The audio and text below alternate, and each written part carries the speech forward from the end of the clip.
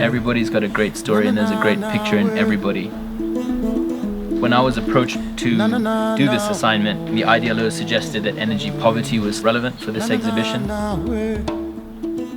There is no single cause for energy poverty in Kenya. There are a multitude of reasons: politics, politicians, history, infrastructure. I mean, there are people who live in slums who still earn a decent wage and could afford it.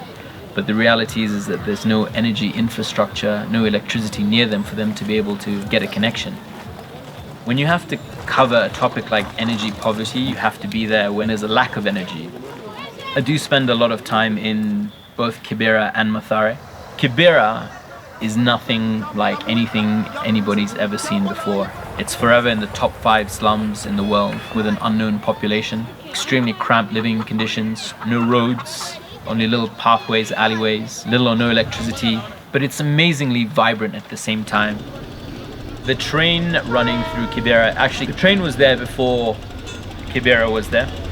Kibera started as small shanties, and you know, one thing turned into another and the trains never stopped running, and Kibera just grew. And there's so much happening all the time, you know, people getting haircuts and butcheries and stories, and you know, slums are not great places to live, but people make the best of it, and you know, especially Kenyans they're quite an amazing people. Mathare is similar to Kibera, except it's smaller. Whenever I walk into Mathare, I always feel like it's a scene out of Blade Runner. You've got the TV aerials all searching for a signal, and people are running their radios and their televisions off tiny little batteries, or they're stealing electricity or all sorts of different things. And then these great monoliths looking back at them. But the lighting towers are the only source of street lighting available in Mathare, which is hugely important because security is a massive concern in these areas at night. Shooting at night in both Kibera and Mathare is not recommended. You have to be out by 7 o'clock. We had to organize special security. Different areas of the slum are run by different local gangs. So there are a few people that have to be negotiated with. You know, on average, I got out at around 11:30, but a couple of nights I worked till just after 1, 2 in the morning. You know, Kibera is dark in so many places, especially late at night. And it's like this one big burning ball of light. A bar, a brothel, and a butchery, and a restaurant. And they share electricity, and it makes it easier on everybody, and they do a roaring trade. I've seen all sorts of ways of running energy.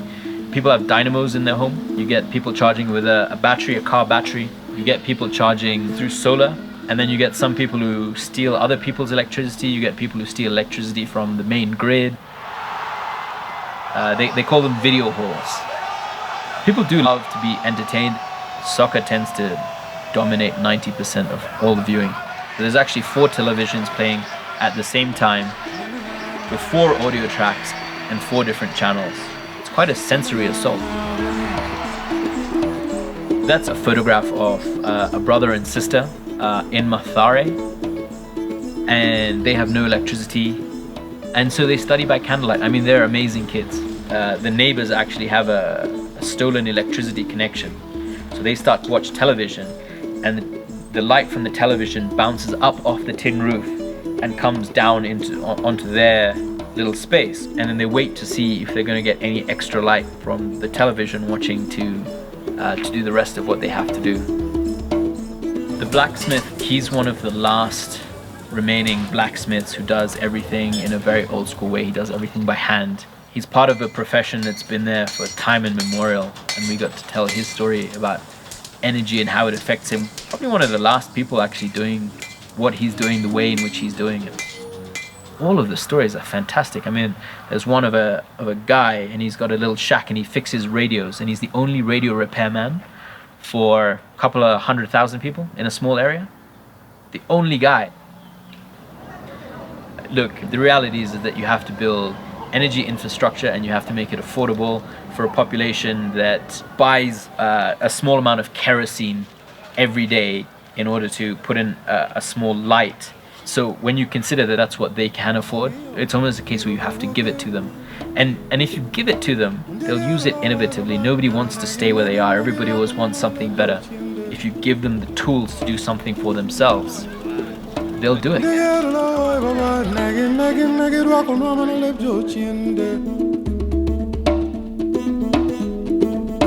Na na na na, oh, baba we. Na na na na we.